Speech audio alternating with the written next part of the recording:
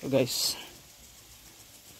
sa backyard, yan guys,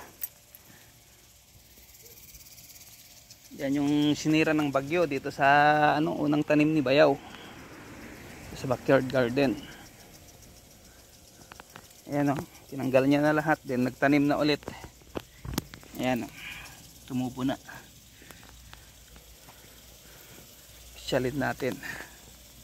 So hindi niya na inararo, inisprayan niya lang to ng pampuksa sa mga damo after nung bagyo, kasi sinira ng bagyo yan yung mga baging niya nandyan.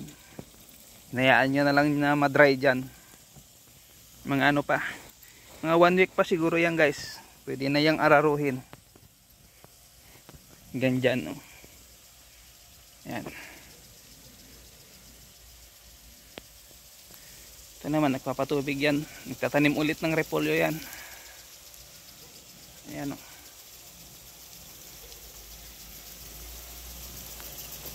sprinkler. Ito hindi umikot, hindi niya na-adjust yung ayan, naka-steady lang, hindi niya na-adjust, kaya dyan lang yung tubig hindi umiikot. Ito yung sinira ng bagyo guys, hanggang doon sa dulo.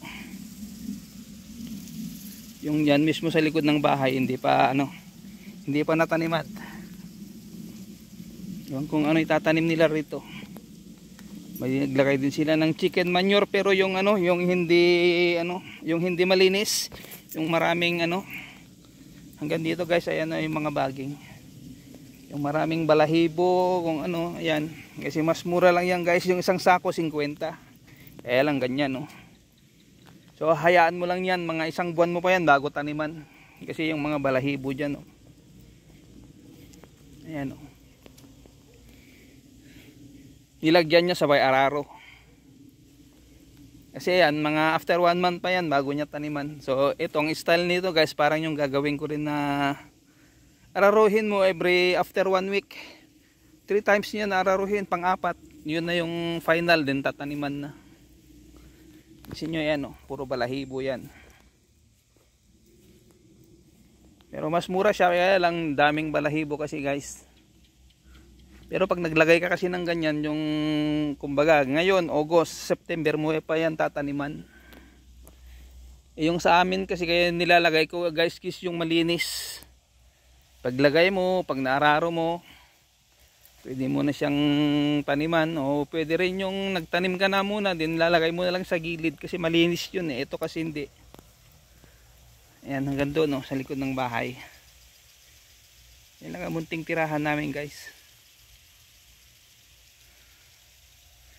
Ito, hindi niya pa naiayos natanggal. Nung bumagyo, ayan dito siya. Mga natanggal yan na ayan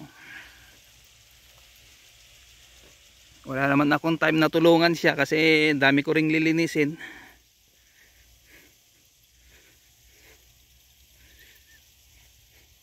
Ayan. Ayan, pati yung mga kamote dyan kasi sa lakas ng bagyo yung niya namatay din. Silang araw nang hindi umulan, super init.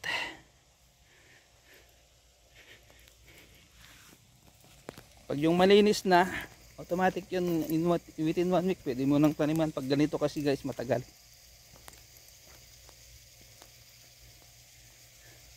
Lahat guys yung mga tanim namin na bagyo, lahat kami rito, kasi kami mismo dito yung dinaanan ng bagyo. Yan, di tayo dadaan dyan guys, kasi ayan marami yung black bugs yan.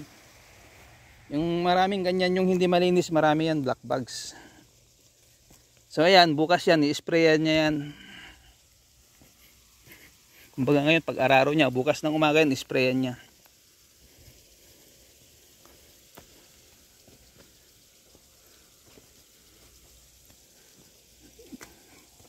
Dito wala pang tumubo, mas nauna rito sa harap. Ayan may tubo na yan. So, ayan guys ang mga baging niya. Pasyal ko kayo bago tayo punta sa trabaho.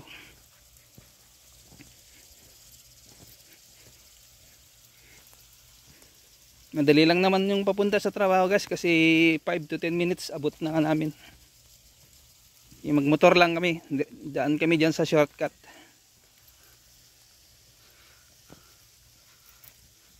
Yan yung ginamit ko dati guys nang hiniram ko. Yan yung mga sako ng ano nila, dilaw. Hanggang dyan, ayan. Kay bayaw pa yan. Doon sa kabila naman sa Tsuhin. Kapatid ng tatay nila misis dito. Ayan guys, nabagyo rin yan.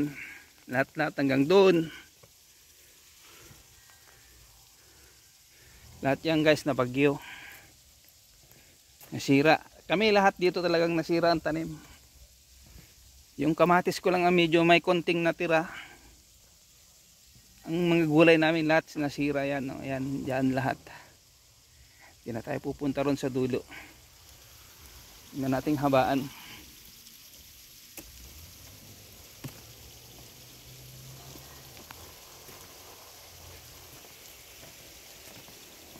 Makikita nyo, ayan tubig lahat dyan.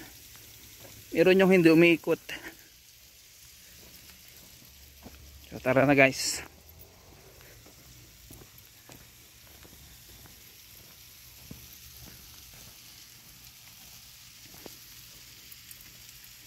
Alas 6 ang pasok namin, 6 to 12. Dalawa kami mag-asawa. Kasi wala naman kaming ibang gagawin. Walang ibang pagkakitaan. Kaya dun sa part-time nakaupo lang, kung gusto mo nakatayo, pwede rin. Nagre-repack lang kami ng mga dried yung re-repack namin. Pag araw kasi, sa araw yun yung sariwa, then ida-dried, yung dried na sa gabi. Yung pang biyahe, ready to ano na yun, ready to deliver kasi yun. Pag repack, diretso karton, then karga sa sasakyan.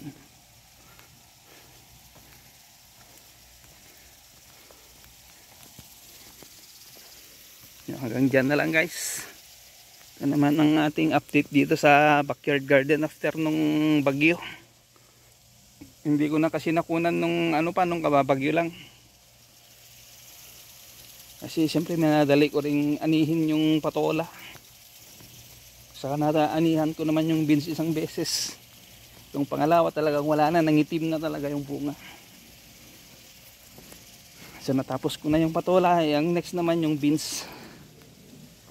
Pero mostly ang ilalive ko na lang guys yung yung kamatis, kasi harvestin na natin yun kasi unahan na tayo ng mga ibon. At dito guys yan konting pinya, maliit, mini pinya. Hanggang dyan na lang guys. Babay na at tayo punta na sa trabaho.